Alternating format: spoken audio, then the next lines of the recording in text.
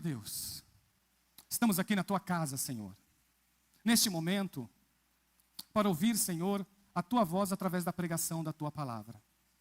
Já ouvimos a Tua voz, Senhor, através dos louvores. O Senhor tem tocado no nosso coração, o Senhor tem nos envolvido na Tua presença.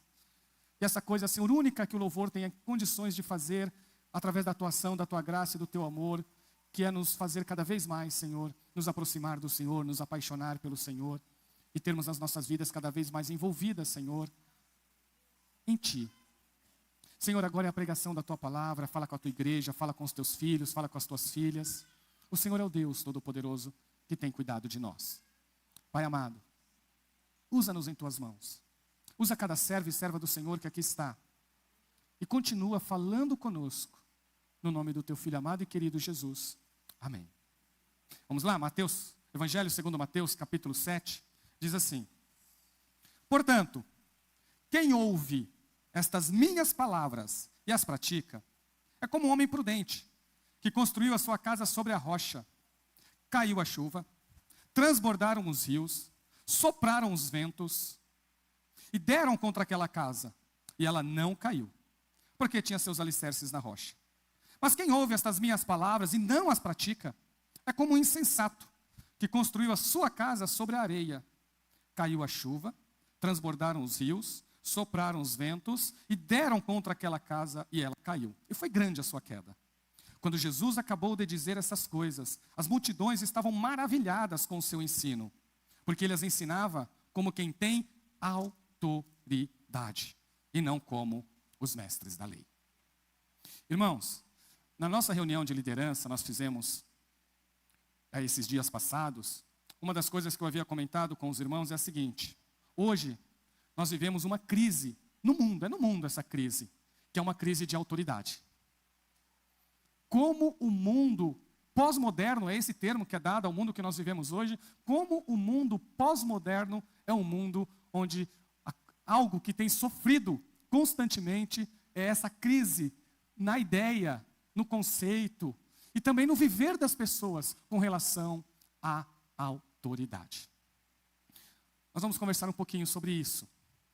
Eu me lembro, alguns anos atrás, quando eu estava cursando uma pós-graduação em interpretação bíblica, era essa pós-graduação que eu estava fazendo.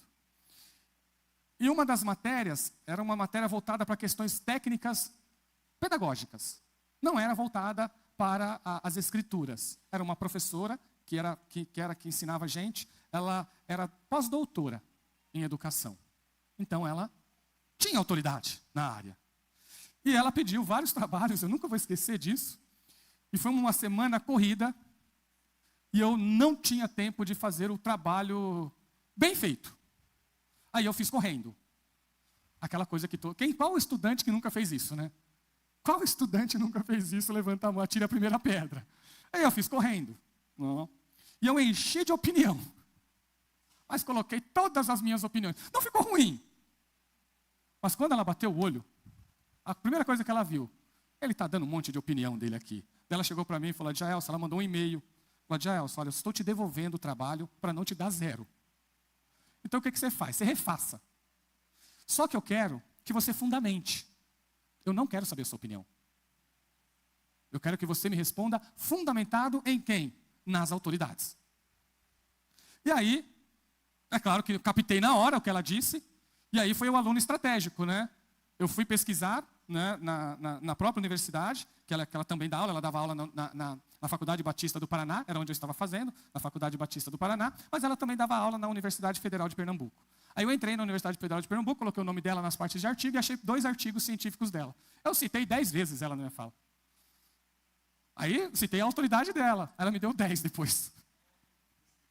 Não? Era uma autoridade, então eu falei assim, já que ela está falando disso, então eu vou citá-la. Aí eu citei ela algumas vezes, eu citei outras pessoas também.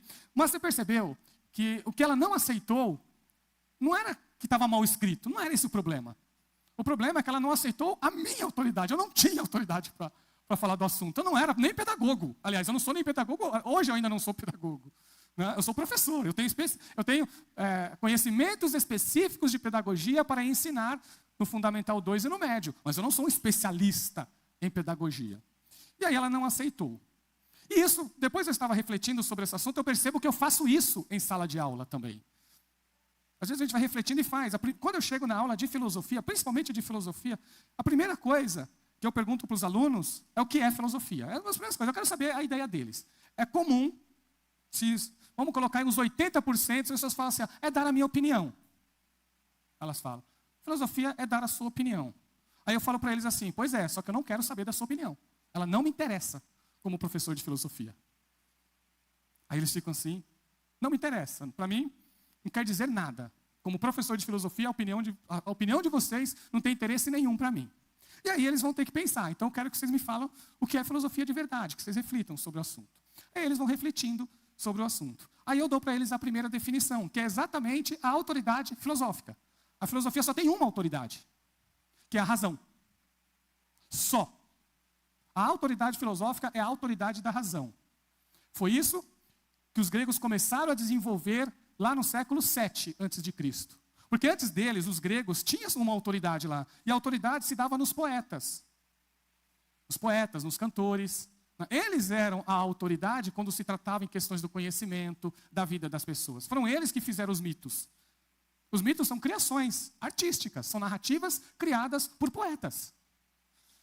E eles contavam isso para as pessoas. E acabavam estabelecendo um padrão de ideias e de pensamentos. Mas quem ditava? Mas quem era a autoridade? O poeta. Quando os primeiros filósofos começaram a questionar essa autoridade, aí disseram, não, essa autoridade dos poetas não vale mais. Nós temos que buscar uma outra autoridade. E aí eles estabelecem a razão como autoridade.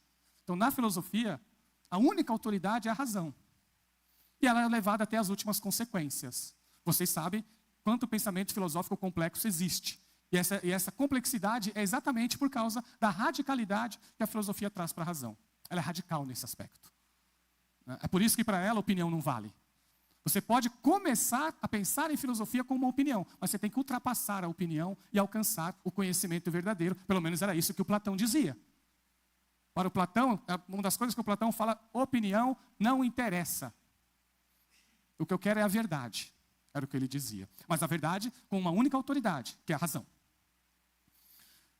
Os tempos vão passando, a história vai acontecendo, né, e essa ideia de autoridade vai sofrendo, né, novas, vamos dizer assim, novas mudanças no decorrer.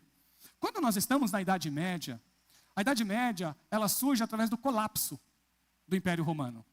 A Idade Média começa depois do colapso do Império Romano. Quando a parte ocidental do Império, com a sua capital, que era Roma, acaba sendo destruída pelos bárbaros. Quem estudou na escola sabe esses assuntos. E o que aconteceu? Houve um vácuo de poder. Muitos dos bárbaros eram pessoas que haviam se convertido ao cristianismo. Principalmente ao cristianismo ariano, que havia sido expulso, né, de Roma pelos cristãos ortodoxos. E eles foram pregar para os bárbaros. Então muitos deles se converteram a Cristo através de ideias arianas, que hoje é tida como ideias heréticas. Mas eram cristãos. De uma forma ou de outra, estava dentro do que o cristianismo desenvolvia naquele período. Por isso, eles não destruíram a igreja, que já existia. Por isso, eles deixaram a igreja de pé. Roma caiu, mas a igreja de Roma não. E a igreja acabou sendo a autoridade durante todo o período da Idade Média. Então, na Idade Média, foi quando se forma o catolicismo, e aí é a autoridade maior de todo o período. Quem dizia o que as pessoas deveriam pensar era a igreja.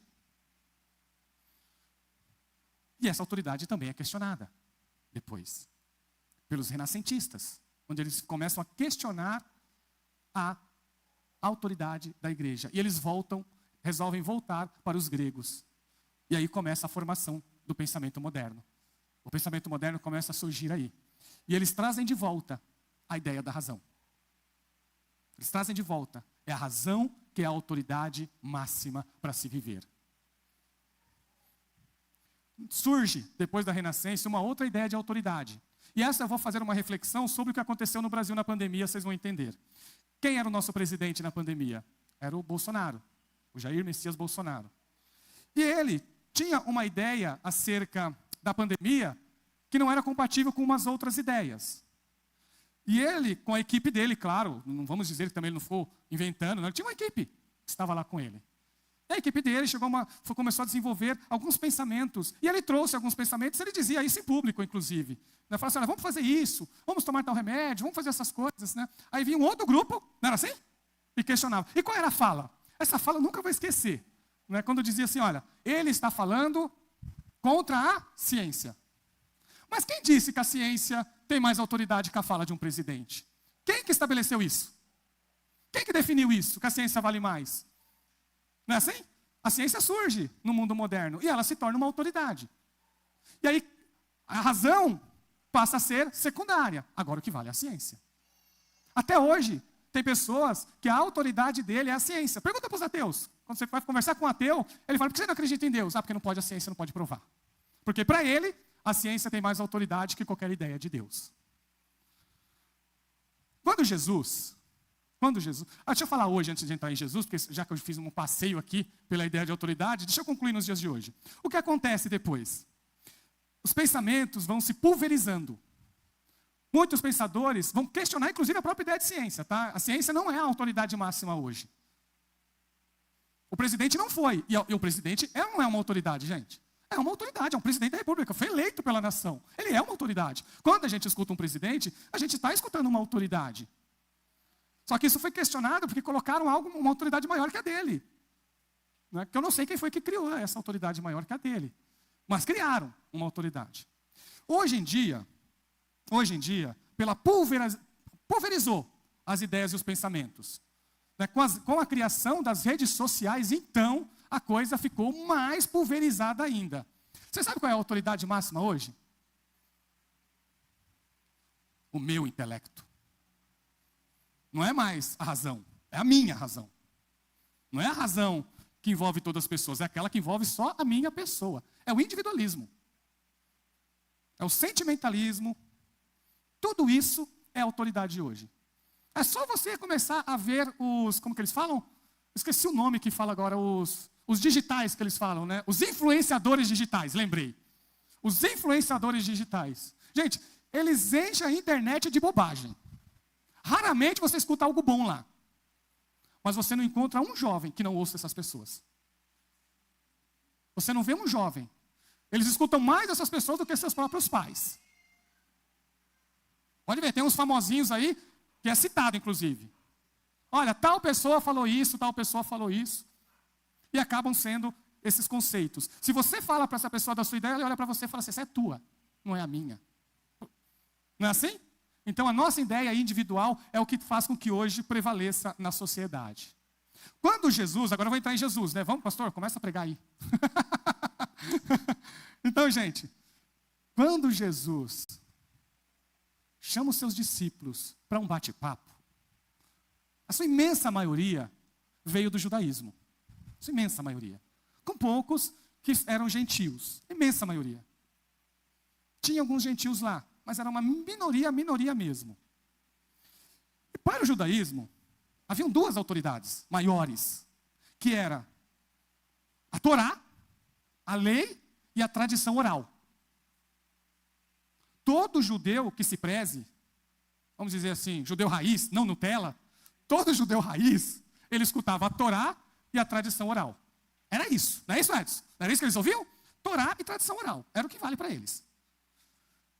Vamos pensar uma coisa aqui, está na Torá? Não está, então não. A tradição oral está falando alguma coisa? Não. Se vocês fizerem uma pesquisa na literatura da época de Jesus, a literatura ela é cheia de citações de rabinos. E o que os rabinos se estabeleceram como o quê? Como a tradição oral. Através da tradição oral. O Talmud são as interpretações da Torá pelas autoridades tradicionais de Israel. E era essa autoridade que é o que prevalecia na época de Jesus. Quando Jesus começa a ensinar os seus discípulos, ele muda tudo. E ele diz assim, olha, os antigos disseram isso para vocês, mas eu digo assim. Opa, calma aí, parece que mudou. Parece que Jesus está dando um novo conceito de autoridade, que não era o conceito dos tradicionais. Não era o conceito da tradição oral. E aí Jesus vai ensinando, ele diz assim, eu não vim... Aí quando ele vai citar a lei, o que eles querem saber da lei, ele fala assim, eu não vim destruir a lei. Eu vim cumpri-la. Opa, calma aí. Jesus está dizendo que a finalidade da lei é ele? E aí Jesus pega todas as ideias, pega todas essas ideias de autoridades que eu coloquei para vocês até agora. E Jesus vai dizer, nenhuma delas tem valor eterno. Eu vou completar o eterno, porque ela pode ter valor temporal. Pode. A ciência tem um valor temporal, a gente precisa dela para viver. A gente precisa deles. A gente precisa da voz de uma autoridade presidencial. A filosofia tem o seu papel na sociedade. Todos eles são temporais. Quando Jesus questiona todas as autoridades que existiam na sua época, o questionamento se dava através do olhar da eternidade. Era esse que vale para Jesus. Então, do ponto de vista da eternidade, só há uma autoridade. E essa autoridade é Jesus. Foi por isso que quando ele termina o sermão, as pessoas olham para ele e dizem assim, as multidões... Eles ouviram o sermão inteiro. As multidões estavam maravilhadas com esse ensino. Porque ele as ensinava como quem tem autoridade. A autoridade estava nele. Ele era a autoridade maior para os seus seguidores. E ele faz isso desde o começo. Já vou pegar para vocês uma aqui. Olha o que ele diz aqui, olha. Olha o que ele começa dizendo. Nem todo aquele que me diz, Senhor, Senhor, entrará no reino dos céus. Está lá no versículo 21, do mesmo capítulo 7. Mas apenas aquele que faz a vontade de meu Pai, que está nos céus. Nem todos que me dizem Senhor, Senhor, entrarão no reino dos céus, mas aquele que faz a vontade de meu Pai. E o que é fazer a vontade do Pai? Ele vai falar o que é. Ele mesmo se fala o que é fazer a vontade do Pai. Então, olha o que ele diz também. Lá no versículo 15. Cuidado com os falsos profetas. Eles vêm a vocês vestidos de peles e ovelhas, mas por dentro são lobos devoradores. Nós vamos pegar tudo que está aqui. Tudo que está aqui, todo o sermão da montanha, ele se concentra numa única autoridade, que é a autoridade de Jesus. E agora, irmãos, eu vou falar para vocês quando eu vou na aula de teologia. Aí é no seminário agora, não lá no colégio. Inclusive vai ser a aula do mês que vem. Onde chego para as pessoas e falo assim, mas o que é teologia? Aí as pessoas vão dando a sua... Qual é o papel da teologia na sociedade? Será que a teologia tem o seu papel? Ela tem alguma autoridade social? Ela apresenta alguma autoridade? Porque nós temos a ciência. Aí eu lembro deles, nós temos a ciência, nós temos a política. Nós temos um monte de conceito de autoridade. Será que a filosofia não tem nada a oferecer? E aí eles dão as suas opiniões, cada um... Aí já são opiniões mais elaboradas, são pessoas adultas, são pessoas de igreja. Então as opiniões acabam sendo melhores. E eles, ao falarem, eu lembro deles uma coisa importante. Eu falo para eles, sim, a teologia tem uma palavra para o mundo aí fora. Assim como tem a ciência, assim como tem a política, assim como tem a filosofia, assim como tem a psicologia, assim como tem a sociologia, assim como tem a medicina, a teologia também tem. Só que a base da teologia é a revelação de Deus. Tudo que a teologia tem que falar, ela tem que falar baseado na revelação de Deus. Então ela tem uma autoridade também. E qual é a autoridade maior? Qual é a revelação maior de Deus? Jesus. Então tudo que a teologia pode oferecer para este mundo, passa por Jesus. Se ela quiser ser teologia boa. Passa por Jesus. Então Jesus é a revelação maior de Deus. E por isso ele é a autoridade maior também para o pensamento teológico. Irmãos, por que eu disse tudo isso para vocês? Por que eu disse tudo isso para vocês? Fala, pastor, mas por que você falou tanta coisa agora para a gente? Porque olha o que Jesus disse. Portanto, quem ouve estas minhas palavras e as pratica, é como um homem prudente, que construiu a sua casa sobre a rocha. Caiu a chuva, transbordaram os rios, sopraram os ventos e deram contra aquela casa e ela não caiu. Porque ela tinha alicerces na rocha.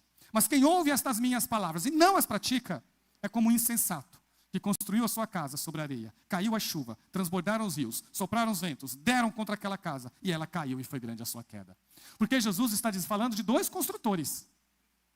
E um deles colocou num alicerce rochoso e o outro em areia.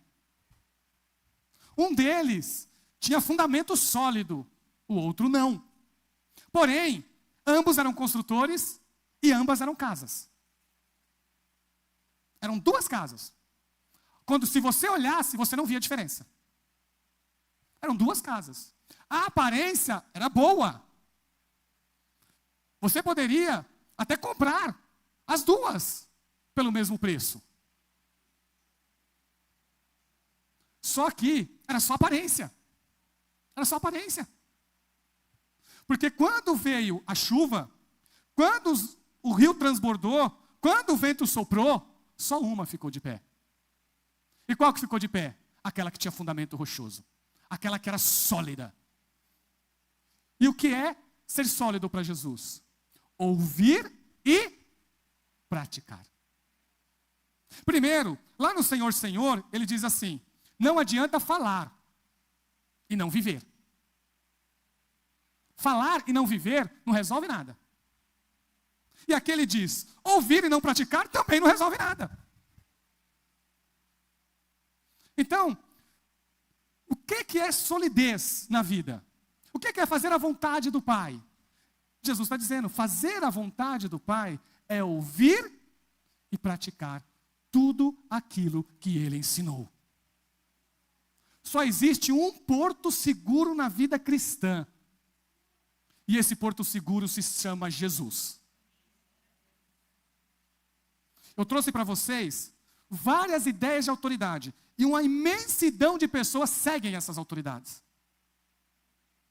Como eu disse, todas elas têm valores temporais e são valores relativos.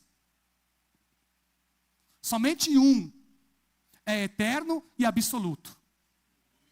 É a autoridade que vem de Jesus. Nunca se esqueçam disso. O pastor não está falando contra a ciência. O pastor não está falando contra a política. O pastor não está falando contra a filosofia, porque eu também sou formado em filosofia. Mas eu tenho plena consciência que a filosofia ela tem valor relativo e temporal. Eu sei disso. A política tem valor relativo e temporal.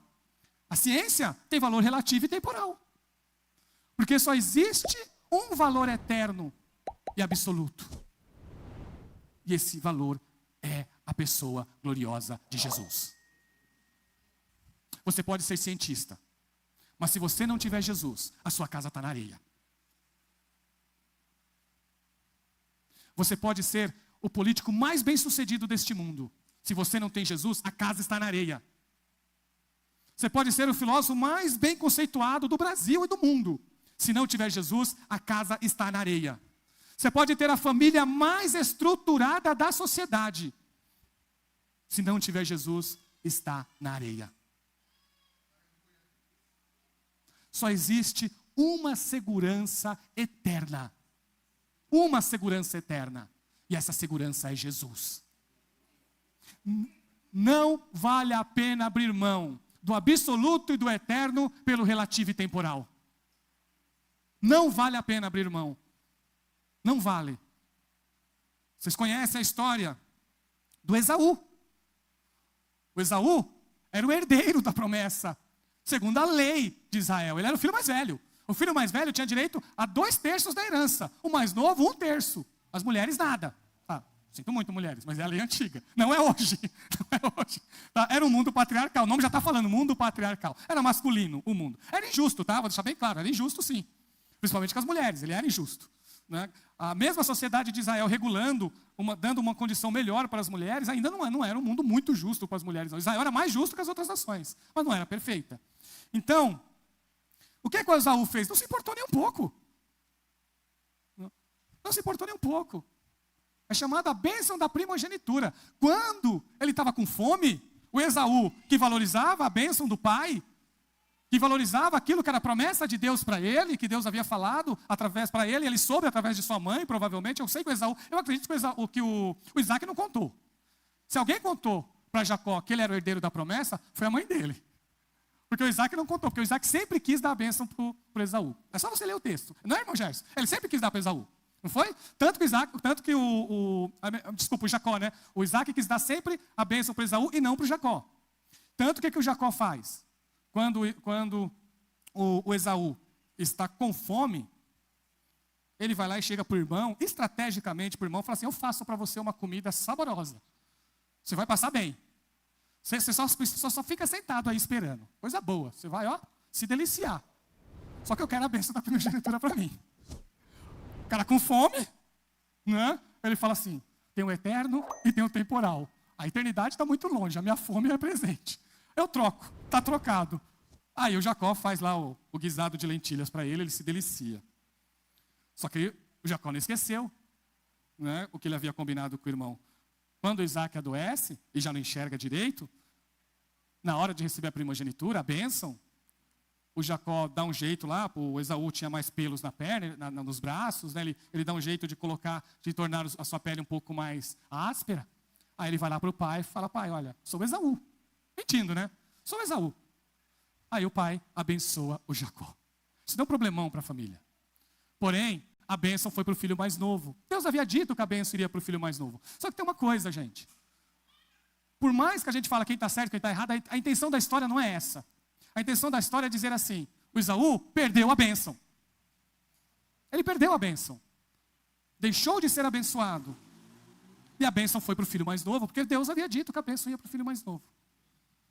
Mas ele abre mão, o Esaú abre mão do absoluto e do eterno pelo relativo e pelo temporal. Ele abre mão. E a nossa vida é assim. Jesus faz o sermão da montanha inteira, contrastando eternidade com temporalidade, contrastando relatividade com absoluto. O sermão inteiro. Sabe o que ele fala para os homens? Isso serve para as mulheres. Ele fala assim, olha homens, está lá na lei que não é para adulterar não. Está lá, vocês sabem disso, tá? Aí ele fala assim, mas eu vou falar uma coisa para vocês, porque a autoridade agora é dele, não é mais a lei. A autoridade agora é dele. Ele fala assim, olha, se você só tiver olhar com má intenção, olha como Jesus é rigoroso. Se você olhar com intenção pecaminosa, você já está adulterando. Por quê? Porque a autoridade é dele, é ele que está dizendo. Então não é mais o ato em si, é também as intenções. E isso é que ele está falando aqui. É disso que é fundamento. Fundamento, gente, não é só ouvir o texto. Fundamento não é só ler. Fundamento é viver. A forma que você vive diz quem você é. Então não é o que eu falo. Gente, eu sou pastor aqui da igreja, mas eu nunca tive nenhuma ilusão de que eu sou a autoridade da igreja. Nunca tive essa ilusão.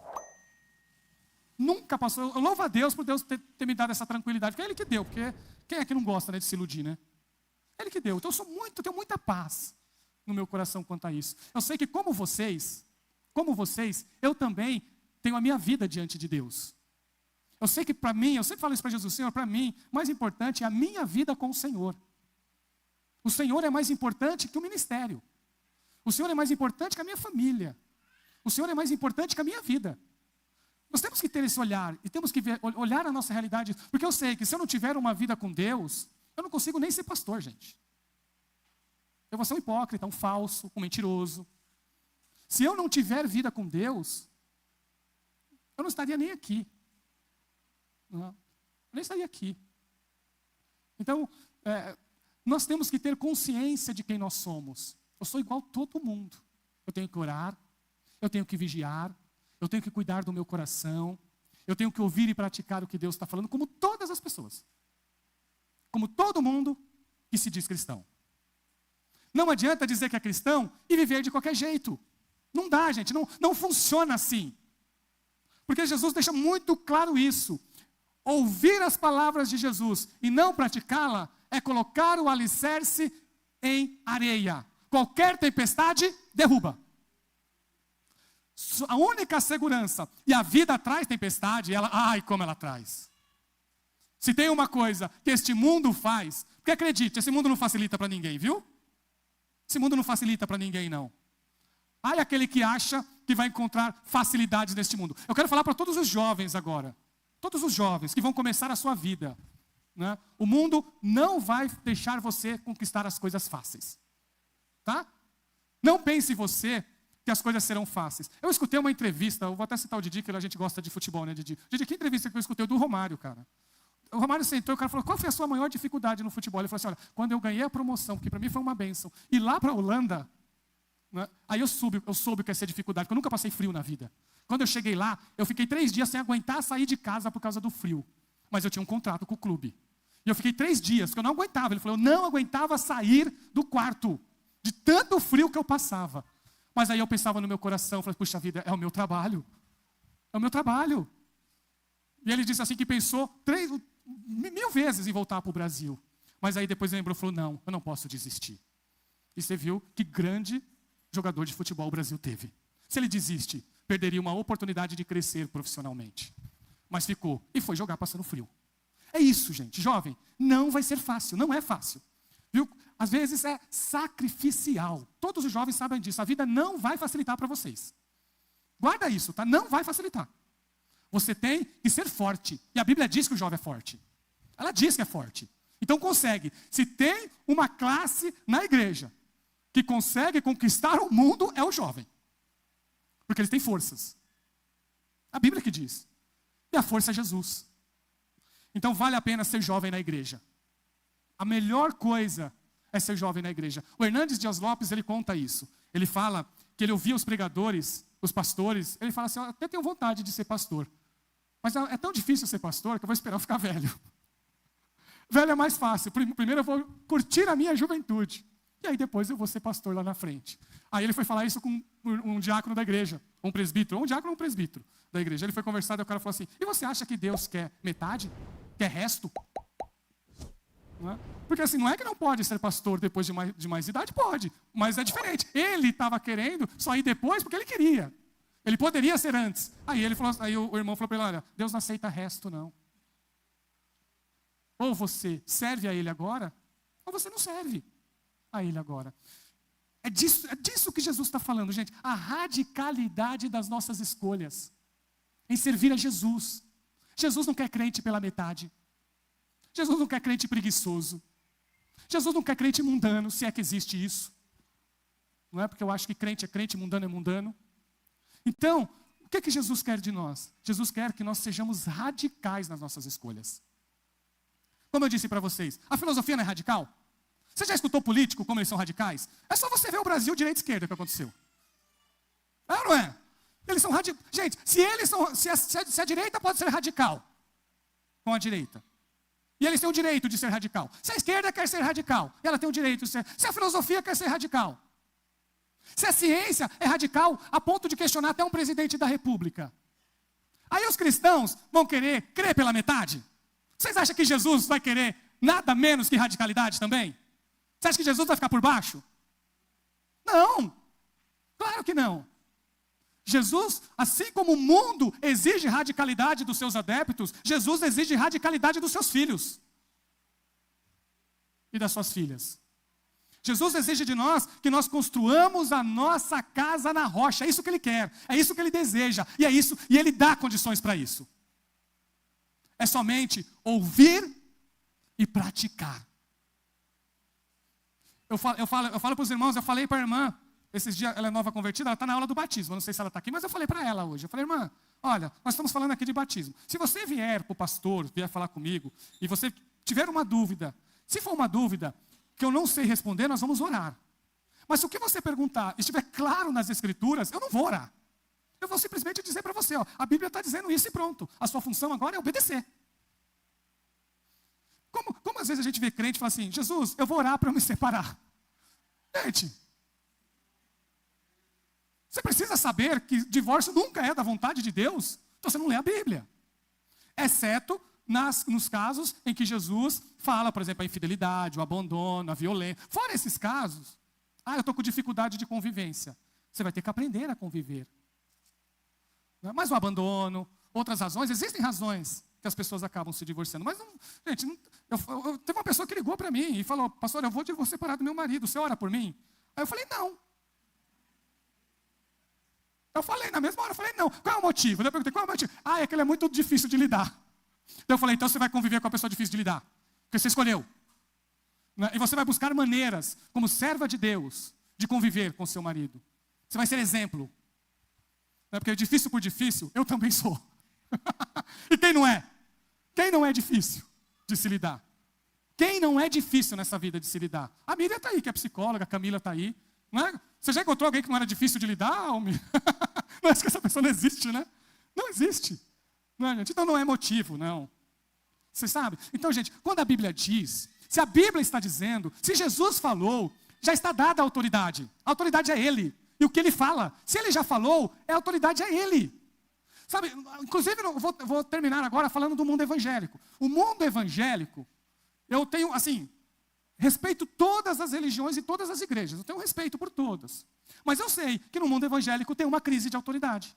Eu tenho plena consciência disso. Porque nós temos um mundo evangélico baseado na autoridade do pastor. Ou do bispo, ou do apóstolo. O que ele fala é lei. E aí a gente observa um monte de crente que não sabe nada de Bíblia. Porque para ele o que vale é o que eles ouvem do pastor. Eu sei que se o pastor é uma pessoa que lê a Bíblia, se é uma pessoa que prega, que expõe as escrituras para os membros da igreja, eles vão aprender a palavra de Deus, a gente sabe disso. Não é? Mas ainda assim, olha o que eu vou dizer para vocês, guarda isso. Se você baseia a sua fé na palavra do pastor, posso falar uma coisa para você? É areia. Cuidado, viu? Porque veja se o que eu estou falando é bíblico. Porque eu posso errar. Eu faço de tudo para não errar. Porque eu tenho muita responsabilidade com a minha função. E eu tenho muita humildade para ouvir e aprender. Pelo menos é o que eu tento ser. Mas falar que eu não vou errar, aí é muita pretensão, né? Aí é muito exagero. Aí é achar que é muita coisa. Então, cuidado. A igreja, o templo, tem o seu valor. Mas a igreja também precisa estar alicerçada. Todos os membros da igreja, assim como o pastor, como os diáconos, como os líderes de ministério, precisam estar alicerçados em Jesus. Porque a única rocha segura é Jesus. Só.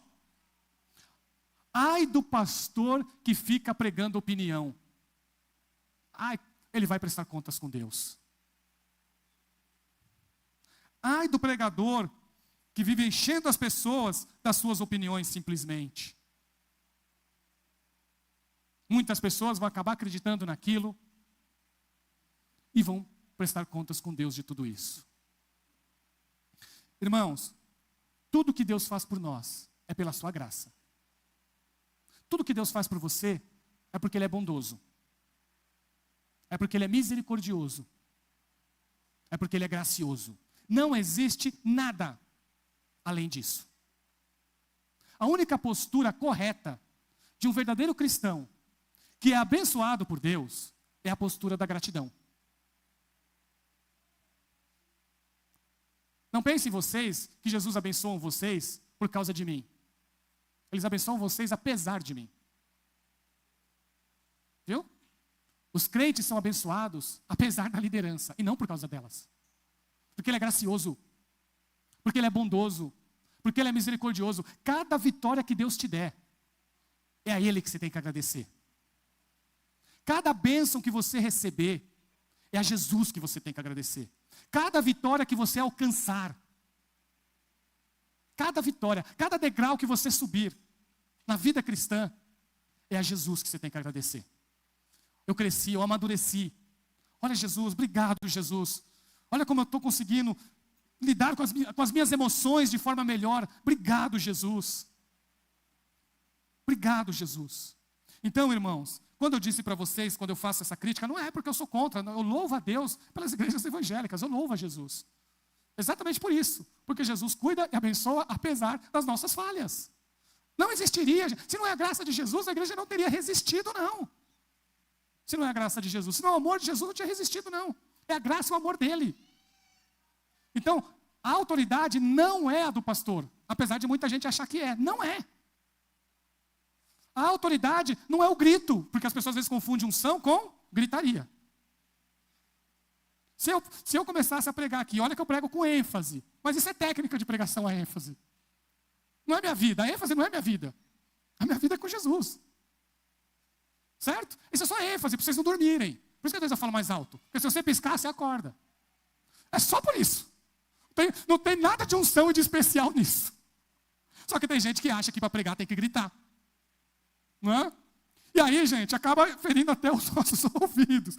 Eu já contei essa história para vocês, eu vou repetir porque eu já contei várias vezes, de um irmão pentecostal foi pregar, brasileiro, isso é pentecostal brasileiro. Ele foi pregar na Argentina, entre os pentecostais argentinos. Só que os pentecostais lá são argentinos, né? Lá é frio, né? Então não grita tanto, né? Aí o brasileiro começou, e gritava, e dava pulo, dava cambalhota. Aí o irmão falou assim, mas por que o brasileiro grita tanto? Aí o irmão falou assim, irmãos, irmão, é a unção. Ele, a unção de quê? De estourar meus tímpanos? Não é? Não é, gente? Então, assim, às vezes nós confundimos isso. Nós achamos que é o grito, né, que é a ênfase. Tudo isso é técnica, gente. Tudo isso é técnica. Né? Tudo isso, e tem o seu valor. Lembra que eu falei, não tem o seu valor? Tem o seu valor. Nos ajuda a ouvir essas coisas. Tem todo o seu valor. Mas nada disso ainda é rocha. Nada disso ainda é edificar. A única edificação na rocha que nós temos, só tem uma, gente, é edificar os alicerces em Cristo Jesus. E tem que ser radical nisso, gente. Tem que ser radical, irmão. Ô, irmã. Não é negociável.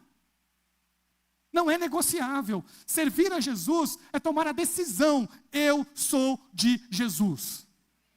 E acabou. E eu não abro mão disso na minha vida. Eu não abro mão. Porque se a gente quiser ser de esquerda, a gente vai ser radical lá. Se quiser ser de direita, vai ser radical lá. Então, para ser de Jesus, tem que ser radical também. É amar a Jesus de todo o coração. O mundo pode ser pós-moderno. O mundo já foi antigo, já foi medieval, já foi moderno e hoje é pós-moderno. Mas o alicerce continua o mesmo. Porque ele não é temporal, ele é eterno. Então, ame a Jesus de todo o teu coração. E vou dizer para vocês, se tem uma coisa que eu posso falar, eu vou falar, isso sim, com a autoridade da palavra de Deus, eu vou dizer para vocês, se vocês forem radicais. Quando eu digo radical, é na sua vida e na sua posição de cristão e cristã. Saber dizer não àquilo que Jesus disse para dizer não. Saber dizer sim àquilo que a palavra de Deus aprova. E dizer não naquilo que ela reprova. Se você for radical nisso, você vai ter a vida mais segura que este mundo tem para te oferecer, aliás, que a vida tem para te oferecer. Mundo não, porque o mundo não oferece. Você vai ter a maior segurança que esta vida tem para oferecer, porque esta segurança é eterna. Ela começa aqui e termina lá, na glória. Então, irmãos, não vou dizer que nós não passamos por tentações, porque nós passamos. Não vou dizer que nós não passamos por lutas, porque nós passamos. Não vou dizer que nós não vamos errar, porque nós erramos. Não vou dizer nada disso, porque eu estaria mentindo, porque eu também erro, eu também passo por tentações, eu também sofro lutas como todos vocês sofrem. Já me angustiei muitas vezes como vocês se angustiaram, como todos vocês se angustiaram. Mas a gente pode estar na angústia, a gente pode estar na luta, podemos estar passando por tentação, mas se nós estivermos alicerçados na rocha, nós não vamos sucumbir. Nós não vamos sucumbir. Se nós estivermos ainda assim, ouvindo e praticando os ensinos de Jesus, pode vir chuva, pode transbordar rio, pode soprar vento, e a casa fica de pé, porque ela tem alicerce, e esse alicerce é Jesus. Vamos ficar em pé? Vamos agradecer a Deus. Assuma esse compromisso nessa noite. Assuma esse compromisso. O compromisso da firmeza, da constância, da coragem. Porque para ser crente tem que ter coragem. Assuma esse compromisso com Jesus nessa noite. E se você já tem esse compromisso, renova esse compromisso. Renova. Porque isso é bênção e segurança para você. Vamos orar. Senhor Deus, nós te louvamos, ó Pai, porque o Senhor é o Deus da vida, o Senhor é o Deus da glória, o Senhor é o Deus Todo-Poderoso. Nós sabemos, Senhor, que existem muitas ideias de autoridade neste mundo, mas nenhuma delas vai nos maravilhar, porque a única autoridade que nos deixa maravilhados é o ensino do Senhor, é o ensino que nós ouvimos e que nós praticamos. Senhor, nos dá força, nos dá poder, Senhor, para cumprir a Tua palavra em nossas vidas, para Te obedecer, para Te servir de todo o nosso coração, para não ser levado por todo o vento de doutrina, para não ser levado, Senhor, pelas dificuldades, mas que o Senhor, que é o nosso alicerce, nos mantenha firme e de pé. Senhor, que cada irmão e cada irmã que aqui está, Senhor, que está passando por lutas neste momento, Senhor, finca os alicerces dela da Tua palavra, finca os alicerces dela no Teu amor, na Tua misericórdia, na Tua compaixão, porque isso vai nos manter firmes na Tua presença. Senhor, que nenhum dos Teus filhos te abandonem, Senhor, que nenhum dos Teus filhos e das Tuas filhas abandonem, Senhor, a seara. Mas o Senhor é Deus para cuidar de nós. O Senhor é Deus para nos dar força. O Senhor nos ensina a orar. O Senhor nos ensina a ser cristão. O Senhor nos ensina a Te servir. Nos ensina a viver a vida cristã, Senhor, com amor a Ti acima de qualquer coisa. Porque o Teu amor, Senhor, é maior que tudo. Então que Ele alcance cada pessoa nesta noite, cada pessoa que estiver ouvindo. E que nós venhamos, Senhor, a Te servir com todo o nosso coração, com todo o nosso pensamento. E que a nossa vontade se converta, Senhor, à vontade de Jesus. Oh, aleluia! Que o nosso pensamento se converta ao pensamento de Jesus. Que o nosso coração se converta ao coração de Jesus. E que a nossa vida seja Tua, Pai. É o que nós Te pedimos nesta noite e Te agradecemos, Senhor. Amém, amém.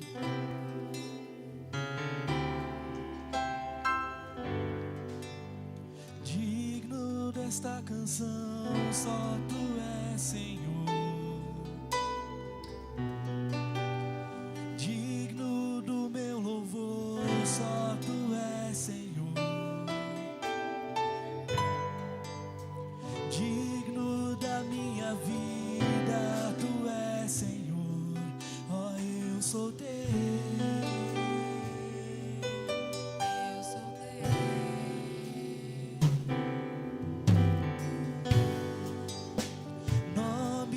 Sobre todos é o Teu Jesus, fonte da salvação, só Tu és Jesus. Digno da minha vida, Tu és Jesus. Ó, eu sou Teu, eu sou Teu.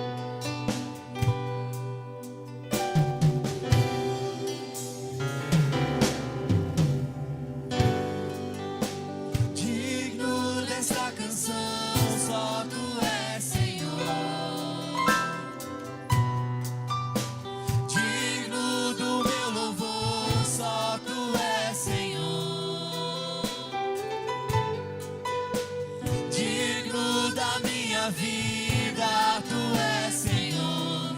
Ó, eu sou Teu.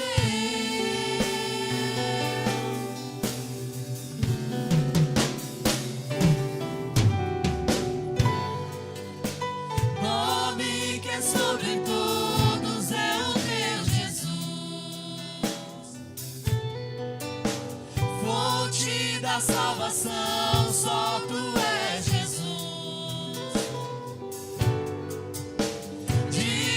Da minha vida, Tu és Jesus. Ó, eu sou Teu, eu sou Teu. Santo, és incomparável, és inigualável.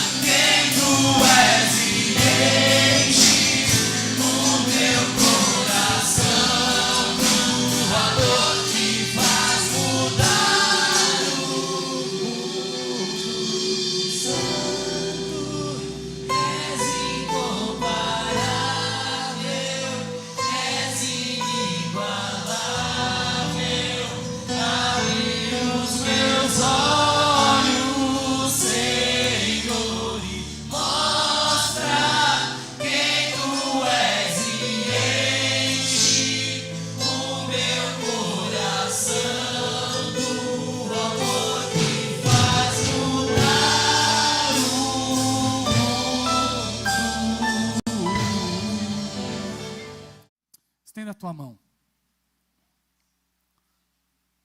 O amor de Deus, a graça de nosso Senhor Jesus Cristo e a comunhão do Espírito Santo seja com todos vós. Todos dizem? Amém. Está terminado, irmãos. Que Deus abençoe sua vida.